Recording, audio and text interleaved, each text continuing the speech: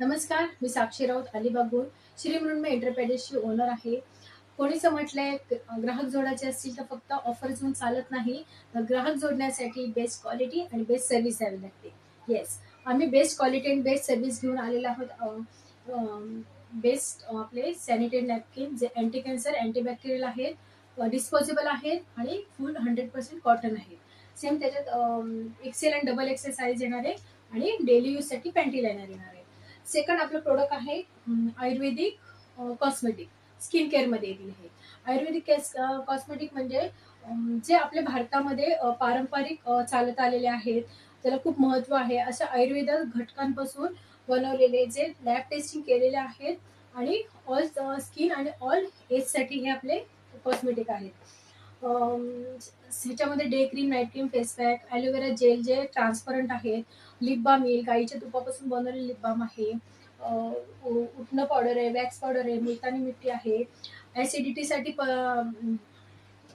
पाचक चूर्ण आहे, फेस वॉश आहे, मसाज ऑइल आहे, युरिन इन्फेक्शनचा स्प्रे आहे आपल्याकडे.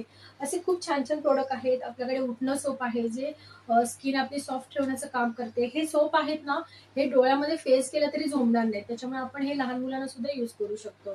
खूप छान रिझल्ट आहेत.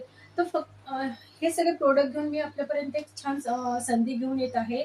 महिलांनी घर बसल्या किंवा महिलांनी किंवा पुरुष वर्गाने सुद्धा घर बसल्या हे आपण प्रोडक्ट सेल करायचे आहेत. मग आपण व्हॉट्सअपला, स्टेटसला किंवा फेसबुक, इन्स्टाला हे शेअर करून तुम्ही ऑर्डर घेऊ शकता.